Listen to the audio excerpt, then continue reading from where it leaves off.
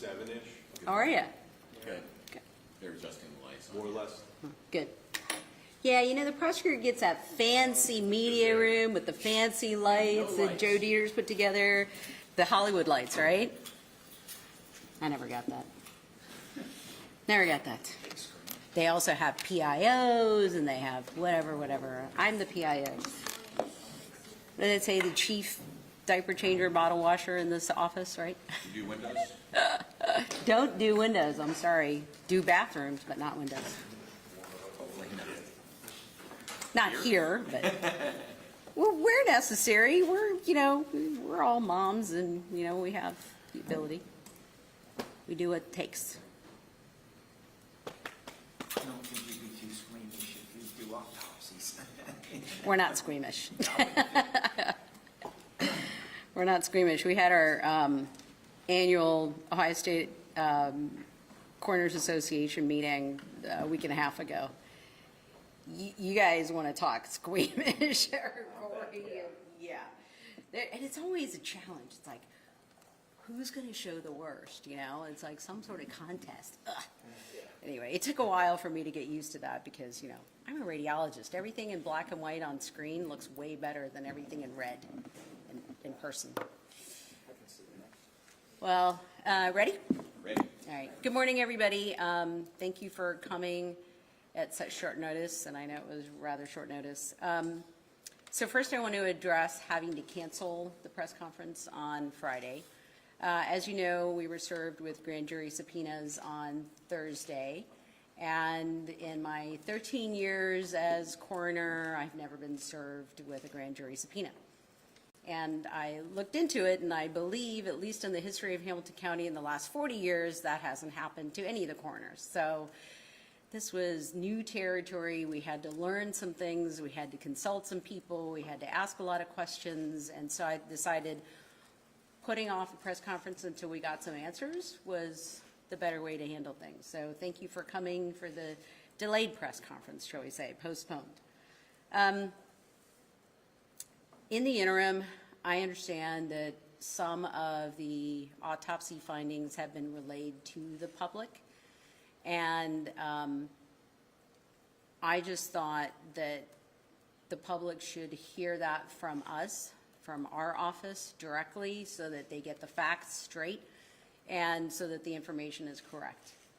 I want to start off with saying, first of all, our condolences to the grieving families, because this is not easy for anybody. And no matter what family you are, there are victims in this, and they're not just the people that have passed away. It's really the family members who are left to deal with their grief. So in the interest of hopefully easing some of the pain, and also to be able to provide the media, and you have sent me many written requests asking for the preliminary autopsy findings, and we've always worked well together in trying to provide the information and the truth to the public. So I'm counting on you to do that here. And so I thought I will give you a copy of this when I'm done with the press conference, but I wanted to at least give you the preliminary autopsy findings on Ryan Hinton.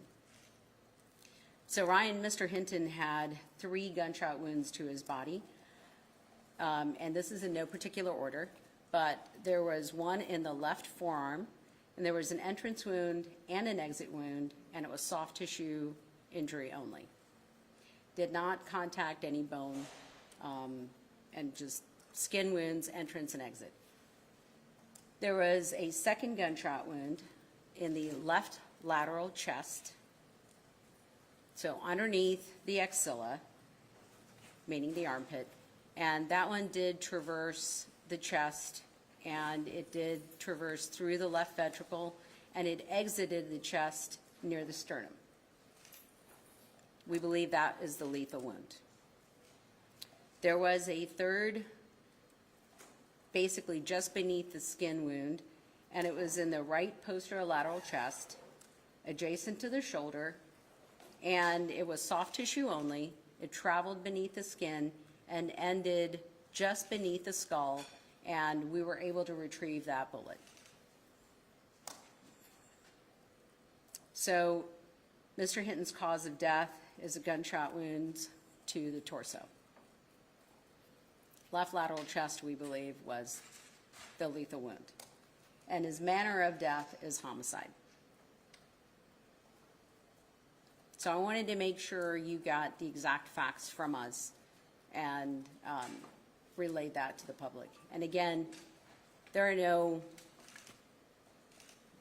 no words to express our grief and our sorrow to the family members. And we hope that this provides some solace to know the actual facts. You ready to take questions? I'm ready to take questions, but they're going to be limited to our portion of the investigation. So can you talk about that, the bullet wound that killed Hinton? Did that go through his arm and then enter his chest? Is that one bullet? There is a possibility that that could have been the same bullet, because when you're running, usually you've got your arms, contracted in a 90-degree elbow position, and you're running back and forth like this. So it's possible that the same bullet traversed the left forearm and into the left side of the chest. If the bullet that killed him went in his side and out his sternum, which is his chest, does that mean he was shot from slightly behind? No, it was straight from the side. This is mid-lateral side. And if you're asking why did it go toward the front, it did contact a rib on the way. So, as you know, when projectiles, and you can talk to somebody who's a physics expert or a firearms expert, when they hit something solid, they tend to deflect. And did you recover that bullet, or was it the other? That was the one you did not Yeah, recover. no, there were pieces of that bullet that we recovered, but not the entire bullet, no. And he basically bled to death then, would have been what happened. We didn't have a scene response. We only responded to the hospital, so I'm not sure what happened at the scene. So, The third bullet that you were able to retrieve from the right posterolateral Neck. chest. no, You're saying he it was shot- recovered from the neck, just below the skull. So you're saying he was shot in the back? No, I said he was shot in the right posterolateral near the shoulder. Almost that angle that you see in that body cam. I cannot comment on the body cam. First of all, there was so much motion, and I am not a body cam expert, and I get a little motion sick anyway, so that's not my cup of tea. So you're going to have to ask somebody about the body cam footage. Yeah. So can you then talk about where that bullet entered that body in plain speak and where it exited? It entered the side of the chest. It impacted the left 7th rib, and then it traveled through the left side of the chest, through the left ventricle, and then out the front. And then the other bullet, how would that bullet have, in plain speak, entered and exited? It entered, plain speaking, I'm a physician. This is right posterolateral chest is, near the shoulder, and then traveled up underneath the skin, and then ended at the base of the skull without impacting bone or anything along the way. It was all soft tissue beneath the skin. That would have had to be then as he was going down. You're going to have to talk to somebody about that, because again, I can't comment on the body cam footage or what position his body was in at the time. And I can't also tell you which gunshot wound preceded which. I don't know the order. I can just tell you the gunshot wounds there are 3 entrance wounds and 2 exit wounds. But it's possible that there were only two bullets that hit him. It's possible. Yeah. What, Go ahead. from a legal perspective, what allows you to talk today that didn't allow you on Friday? I didn't know that I wasn't allowed on Friday, but I didn't have enough information, and that's why I had to postpone the press conference until I gathered some more information about what my requirements were with respect to the grand jury subpoena, and that's why I took the time to get the information before I presented before I went, proceeded with the press conference. What So does that mean, that you got this subpoena then? I don't know what that means. I mean, it's a grand jury subpoena asking for materials and, you know, like I said, I've never had one before in the office. So that's why I needed to find out what that meant. It didn't stop you from relaying any of this information then? Not today, but I didn't know what that meant when I received it, so I felt compelled to postpone it until I got some more information, and then made a decision then to go ahead and move forward with the press conference. Does the reason why you wanted to hold this press conference, obviously you said it was to ease the pain of the grieving families. Does it also perhaps ease community tensions? Well, that is my hope, and I think in my 13 years of being in the office, being transparent with the public and the media with what we find and what we have found has been something that we routinely do, and that's part of what I've done in the office. Is I want to be transparent because I think you have a right to know, and I think the family has a right to know. And so we wanted to present you with the actual facts and not have conjecture out there with somebody saying this and somebody saying this, and, you know, and it's all confusing, and then the tensions are going up. So let me provide you with the actual facts. And that's what we are doing here. The other thing is that the family and the prosecutor's office have both been provided with what I'm going to be providing you. The family has also obtained their own private autopsy. So they have findings. They already know their findings. I'm sure that's been shared with them. So this is what we found in our office. What day do you report to the grand jury? I don't think I'm allowed to discuss that. Can you kind of, just like Dave, can you kind of point to where it is on the body? You know what, I didn't do the autopsy. So I'm looking at the report, and Is that going to be on what you give us, like the exact spot where it is? no, we don't do diagrams or anything Okay. like that. I mean, that will be provided, Because when I'm you sure. say, in court. I'm not thinking like this area, and then the other one is like here or here? I'm a little confused on exactly where. This those is what I entry got wounds from our pathologist, Yeah. so. When did you finish the autopsy, and what was that communication with the police department, you know, with them saying it was, you know, through the chest, kind of where was the miscommunication there, and what is going to be done moving forward so this doesn't happen again? Well, this is why I ask that we provide the autopsy findings from our office, so that you get the real facts. And how that was communicated to the police, I don't know. I'm not even sure if they were present at the autopsy. Actually, I haven't looked into it. The autopsy was performed the next day.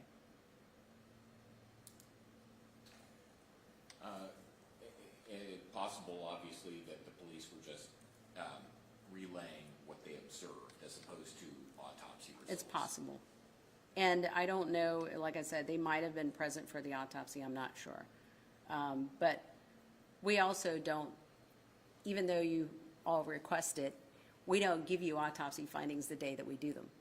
Because there's a fair amount of looking at all the information, looking at scene photos if there are any, looking at the other evidence that we're provided with, before we even put together preliminary autopsy findings. And so we don't want to present you with something that we then have to retract later. Prosecutor Pillage said that she, after you canceled the last press conference, Prosecutor Pillage said that she wanted all of the information gathered and she wanted to put that out with your autopsy results all at one time. Obviously, this subverts that. It precludes that from happening. What are your thoughts in reference to that? Well, number one, since you're all familiar with Ohio Revised Code 313.10D, which governs how we provide information to the media when the media provides us with written requests. Up until recently, that stated the coroner shall provide preliminary autopsy findings, photos, et cetera, for you to view in a timely manner. And we have always done that in the past. And in this particular case, the language now has changed to may, but we thought it was important for you to have it since you've all provided me with so many written requests for access to that. And we have always been transparent with the public in our findings. We're a scientific organization as well as a healthcare organization. And I think the public expects nothing less from us. And that's what we try and do. But we also don't want to provide it so quickly that we haven't had a chance to look at all of the evidence that we have. So our portion of the investigation, this is what we've concluded. Yes, there's still preliminary autopsy findings because there's still a few more things that need to be done, like looking at microscope slides and, confirming all of the laboratory tests. But Did you get the toxicology back? yes, And did that show anything in his system? yes, it did.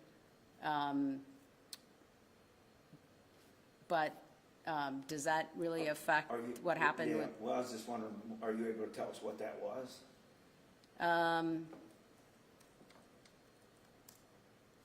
I would prefer to wait until we get the rest of the tests back.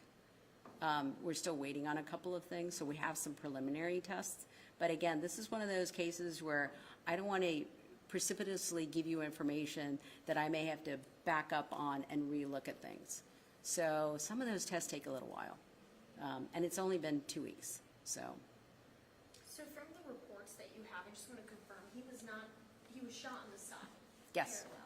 And so it was, the fatal wound was one that came through the armpit, exited the sternum, so it was not shot in the chest or the back, it was all side. Just below the armpit. So that is still considered chest, it's just the side of the chest, yeah. And then the other one, I'm a little still confused on the second one that hit him in the shoulder. Where did that enter? I said upper posterior lateral That's when I chest. hit that. I know, you're gonna have to go look it up. Yeah, exactly where that is. Go look it up. It's the back of I'm the gonna shoulder, keep it posterior. You're Yeah. saying the back of the shoulder. posterolateral adjacent to the shoulder. Okay. And that was not the lethal wound. That was simply under the skin and traveled literally under the skin.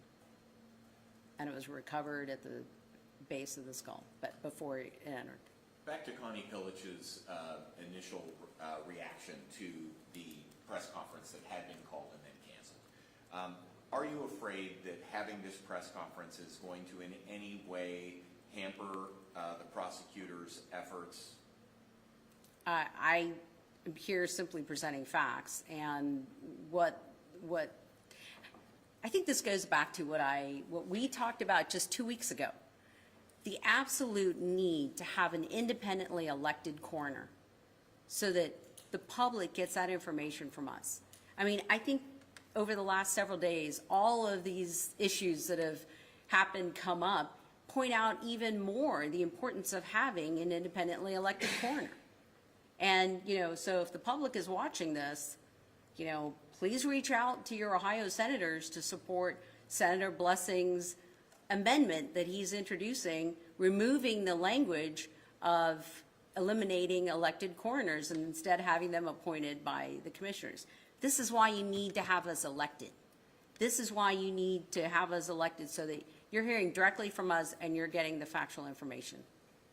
Do you worry it could taint a grand jury? I'm sorry? Do you worry it could taint a grand jury? With what I'm presenting? Yeah, more fact. Any more than anything else that's already been out in the press? These are just facts. They're going to get the facts anyway. They're going to be presented this information. Absolutely. Probably even more, maybe. Oh, absolutely. They'll get the facts. Yeah, they'll get our evidence and incomplete. So, yeah. I'm not sure if your report would be able to identify this, but based on, would you be able to see if he was holding an object or a gun, or based on the indentations in the hands or anything like that? No, where guns are concerned, of course, we're going to check for gunshot residue on hands. But all that tells you, and this is something that, the public watches so many forensic shows. And I know everybody thinks if there's gunshot residue present, that means that they pulled the trigger. Well, it doesn't. It just means that they might have been in the vicinity of somebody that pulled the trigger. They might have been, even the same room, and it might have floated around, they might get a little gunshot residue. But yeah, it could indicate that somebody pulled the trigger too. We always check the hands, but that's if somebody pulled the trigger. But also, you know, if you're shot and there's gunshot residue, there could be gunshot residue from that. So that's not exactly going to be accurate as far as looking at that information. Was the pathway of the gunshots consistent with him being in a certain position, whether it was him holding a gun in a bladed position, as police or prosecutors have said? Is there anything that... We can't comment on that. I mean, it passed through his left forearm, so and the left side of his chest. So that would be where the bullet entered, and then it exited, you know, it deflected off the 7th rib through, and then it exited near the sternum. So what additional information are we going to get from a final autopsy report? The laboratory tests, the toxicology reports, and anything else that we might find as far as, you know, medical issues that he's had, you know, have detailed analysis of the organs, just to make sure that there aren't any other medical issues that he might have had that we would, of course, relay to the family, that, you know, if there's something there that looked like it was genetic, and that we would share that information with the family so that, you know, they can have other people checked in the family. It's part of a routine autopsy to make sure that we're covering all the information that we can get. You said that you were not called to the scene but responded to the hospital. Is there any reason for that? Is that, can that Yeah, happen? well, Is that typical? he was transported to the hospital in an attempt to save his life. So, and then he was pronounced there. So that's why we responded there. If that didn't happen and he was pronounced at the scene, we would have responded to the scene. So. It was that bullet, when it clips that ventricle, though, that was probably the part of it that made this the fatal shot. Correct. I mean, that's the part that did the most damage, that would have been. Yes, that's the lethal wound. All right, I think we've exhausted all the details here. So if there aren't any more questions, I'm going to leave it at that. I do want to thank you all for coming, and thank you for being patient for my postponed press conference. But like I said, this was something that I had never experienced, and I, as an independent elected official, I did want to make sure that I was complying with the terms, and but wanted to still, I just felt it was important that with misinformation that might be out there in the public, that I give you the actual information. Thank you, Dr. Smart. Thank you. Appreciate it. These are copies. We will get those to you.